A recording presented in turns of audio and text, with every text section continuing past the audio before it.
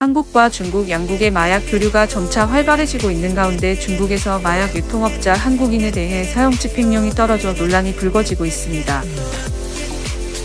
2014년 한국인 남성은 중국에서 필로폰 5kg을 판매하려던 혐의로 체포되어 약 5년 동안 중국 당국으로부터 구금을 당해왔는데요.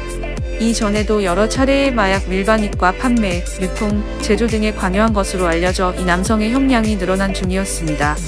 하지만 도리어 범죄 형량이 무거워 중국 법원에서는 사형 심사를 선고하여 논란이 일어나게 되었습니다. 한국인 A 남성은 중국에서 마약 원료 물질을 쉽게 구할 수 있다는 이점을 확인하여 이를 쉽게 제조하였고, 이를 통해 마약을 한국에 쉽게 밀반입하여 큰 수익을 얻게 되었습니다.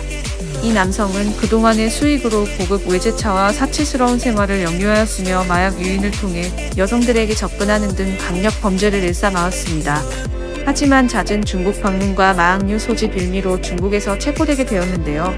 중국은 단순히 마약류 소지로 인해 외국인에 대해 중국에서는 사형을 집행령을 내리지는 않습니다. 그렇다면 어떤 이유에서 사형령을 내렸을까요? 중국 당국은 최근 중국인에 대해 마약류 범죄자의 경우 가차없이 사형을 선고를 내리고 있습니다.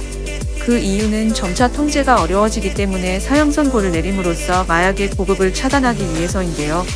이에 마약 범죄에 연루된 중국인은 중국 처벌을 면피하기 위해 한국에 도망치는 사례가 생겼습니다. 이에 한국인 A씨도 마약 사범으로 내정되어 최근 중국 측에서도 조심스럽게 구금하게 되었고, 이에 사형까지 결론을 내리게 되었죠. 한국 대사관에서 한국인 사형의 인도적 차원으로 연기해달라고 서한을 보냈지만 결국 중국 당국은 마약 사범인 한국인에 대한 최종 사형 날짜를 선고하게 되었죠. 중국 사형은 총살로 진행되는데요. 5명의 군인 혹은 무장경찰에게 총을 지급하여 총사령을 내리게 하는 것이죠. 여러 명이 총기를 발사함으로써 죄책감을 없앴지만 확인 사살을 위해 한 발 더 쏘게 되어 있습니다. 또한 사형수는 사형 집행하기 전에 사형수의 의원은 영상을 촬영하여 녹화하는데, 이에 한국인 A씨는 집행 내리기 전 어떤 유언을 전할지 안타까움을 자아내고 있습니다. 다음은 네티즌의 반응을 보겠습니다. 우리나라에서 사형 못 시킬 거면 중국으로 보내버려라. 사형제도 반드시 부활해야 한다. 이런 처분은 한국 정부도 본받아야 됩니다. 제발 마약 유통자 미성년 및 아동 성폭행 묻지마 살인 이런 쓰레기들은 사형시켜야 한다.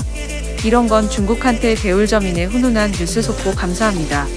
다수의 선량한 국민을 위한 집행 멋지다. 다양한 의견들이 내놓았는데요.